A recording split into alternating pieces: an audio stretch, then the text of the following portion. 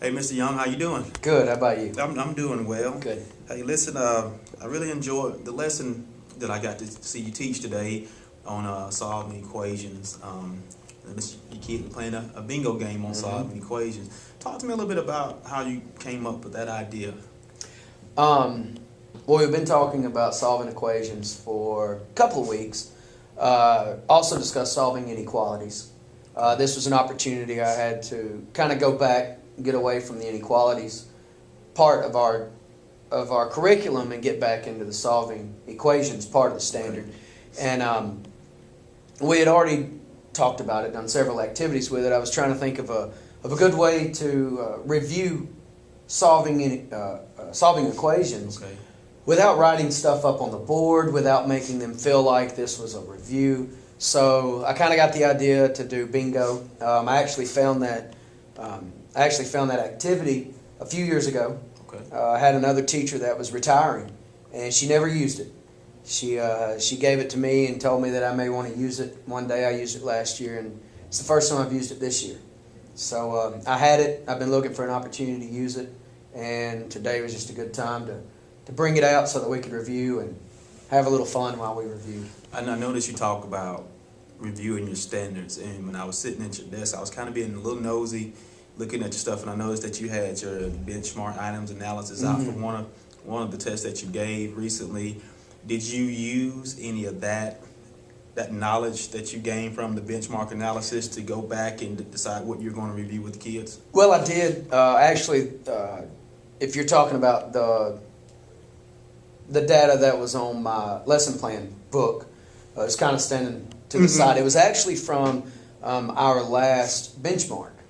Yeah. And on that benchmark, it was before we had started talking about equations. But one thing that I felt like they struggled with on that benchmark was the equations. So I used that data to help me decide that maybe I really needed to focus on solving the equations, because I feel like if they can solve equations, then they'll have less of a problem solving inequalities. That data did help a good bit in me deciding to take this time, especially a day or two before Thanksgiving, and review that before they're out of school for a few days. I noticed that the class was very well behaved, and you kind of want them to kind of lighten up a little bit.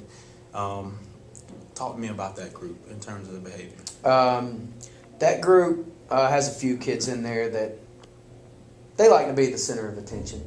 Throughout the few months being in school, they do a very good job of realizing that it's all about learning.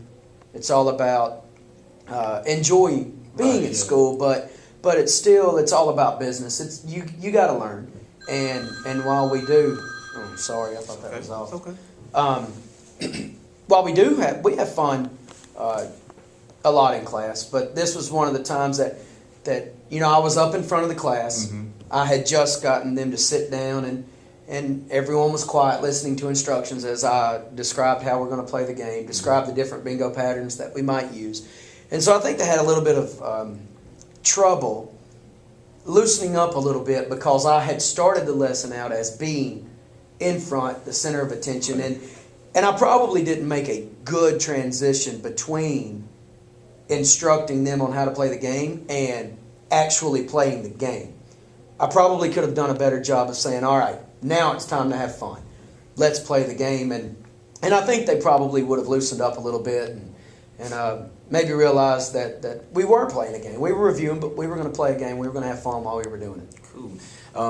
I noticed that you talked about having some incentives for them. Mm-hmm. You talked about Trojan dots and ice cream passes, and you were going to give those towards the end, I believe. Mm-hmm.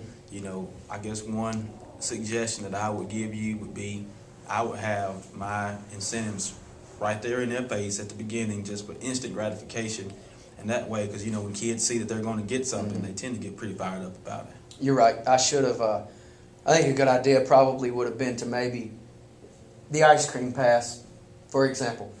Tape it up in front of the room so that everybody can look at it and everybody can see what they're working for. To take those Trojan dots and put them out there for everybody to see, and hey, maybe even touch and feel. Yeah, absolutely. I can see where that that'd make it a better lesson. Okay.